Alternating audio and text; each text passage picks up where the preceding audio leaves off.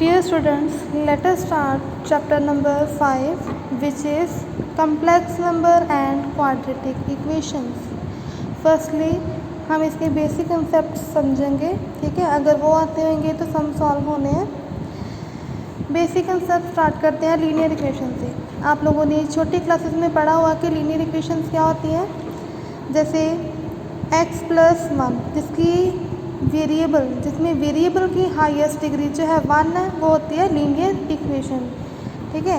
ये linear equation 1 variable है क्योंकि इसमें एक ही वेरिएबल है, कौन सा, x। एक और एग्जांपल ले लेते हैं, जैसे y + 3 = 0, ठीक है। इसमें एक ही वेरिएबल है, कौन सा, y। तो जो ये कौन सी दोनों जो इक्वेशन था फर्स्ट और सेकंड वाली, ये कौन सी इक्वेशन हो गई, linear equation in 1 variable. Next आ गया है थर्ड वाली एग्जांपल, एक और ले लेते हैं। उसमें x + y = 3। तो ये लीनियर इक्वेशन तो है क्योंकि वेरिएबल की डिग्री हाईएस्ट जो है वो क्या है, 1। बट इसमें लीनियर इक्वेशन इन जो कौन सी इक्वेशन है, लीनियर इक्वेशन इन 2 वेरिएबल्स, ठीक है। आगे नेक्स्ट क्वाड्रेटिक इक्वेशंस। अब चैप्टर का नेम क्या है, complex numbers and quadratic equations, ठीक है। और इसमें क्वाड्रेटिक इक्वेशंस आप लोगों ने 9th 10th क्लास में पढ़ी हुई है। इसकी स्टैंडर्ड फॉर्म क्या होती है, ax² + bx + c = 0। x² के साथ जो a है वो coefficient of x², b is coefficient of x and c is constant term. एक एग्जांपल ले लेते हैं, जैसे x² + 1 = 0। ये कौन सी इक्वेशन है हमारी, क्वाड्रेटिक, क्योंकि जिसकी हाईएस्ट डिग्री जो है अगर 2 है तो वो क्वाड्रेटिक इक्वेशन है। अगर जिसकी हाईएस्ट डिग्री 3 है वो होगी क्यूबिक पॉलिनोमियल, ठीक है। अब इसी क्वाड्रेटिक इक्वेशन को लेके हमने फर्दर सोल्यूशन निकालने हैं। जैसे आपने 10th क्लास में नेचर ऑफ फ्रूट्स पढ़े हैं, ठीक है। डिस्क्रिमिनेंट निकालने का मेथड कौन सा होता है, b² - 4ac। इसमें b कौन सा है, coefficient of x, and a जो है coefficient of x² and c is constant term, ठीक है। आप लोगों ने, मैं एक बार फिर से रिवाइज करवा देती हूँ 10th क्लास वाला टॉपिक, ठीक है।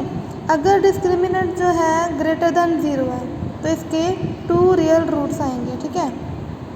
2 डिफरेंट रूट जो हैं इसके आए। नेक्स्ट आगे, अगर डिस्क्रिमिनेंट जो है 0 के बराबर आ जाए तो इसके कौन से रूट आने हैं, इक्वल रूट्स।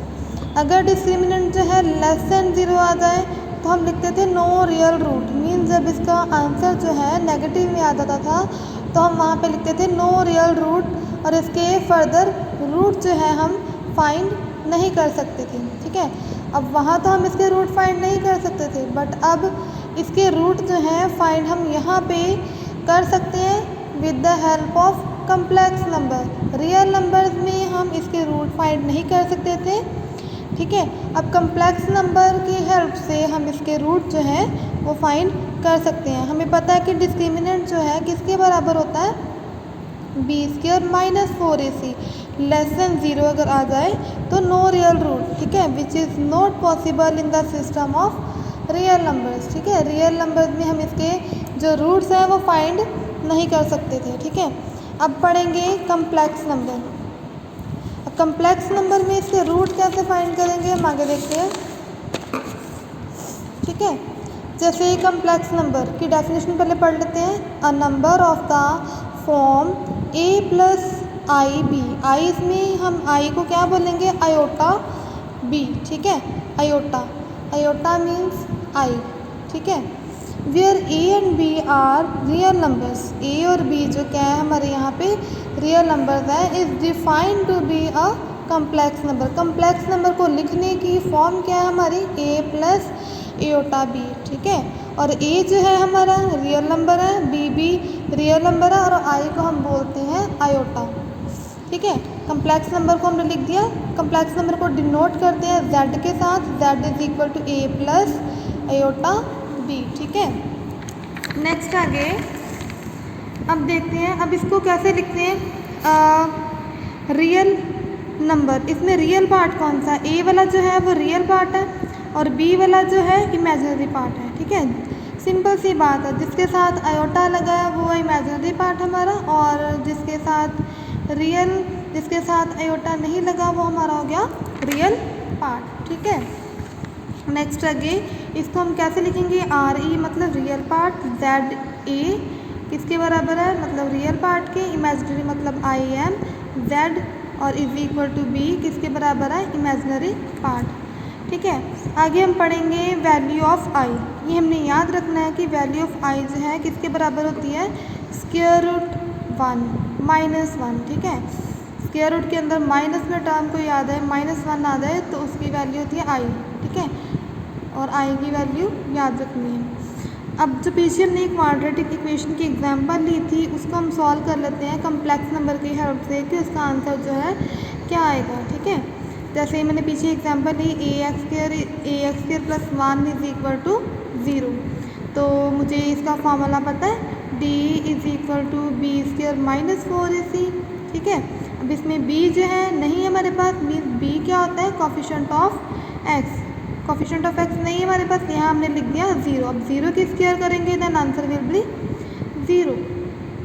ठीक है, 4 same A is the coefficient of X square and C is coefficient, C is constant term. ठीक है, इनको सॉल्व किया तो आ गया -4, मतलब डिस्क्रिमिनेंट जो है हमारा लेस देन 0 आ गया। ठीक है, अगर लेस देन 0 आ जाए तो फिर इसके नो रियल रूट्स हैं, अगर नो रियल रूट्स हैं तो इसको हम कम्प्लेक्स नंबर की हेल्प से सॉल्व कर लेते हैं। ठीक है, X square is equal to, अब ये तो मैंने निकाल दिया यहाँ तक कितना कि ये इसके रूट जो है नो रियल रूट्स आ रहे हैं। ठीक है, अब एक्स स्क्वायर की वैल्यू जो निकालेंगे तो क्या आएगी X square is equal to -1। ठीक है, एक्स स्क्वायर सेम आ गया।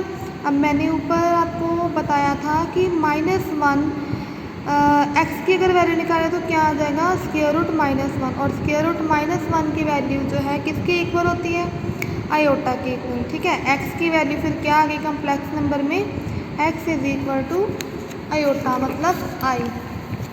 नेक्स्ट आगे पावर ऑफ आई समझ लेते हैं। ठीक है, अब जस्ट इसको आपको समझाने के लिए इतनी सारी मैंने आई की वैल्यूज निकालनी है। ठीक है, क्योंकि क्वेश्चन में यूज़ होनी है। जैसे आई इज इक्वल टू मुझे पता है कि स्क्वायर रूट -1 होता है। ठीक है, अगर मैं बोथ साइड्स मल्टीप्लाई स्क्वेयरिंग कर दूँ, ठीक है, इसके ऊपर मैंने स्क्वायर डाला और इसके ऊपर डाला, यहाँ से स्क्वायर रूट कैंसिल हो गया। ठीक है, आई स्क्वायर की वैल्यू जो है मेरे पास क्या आ गई -1।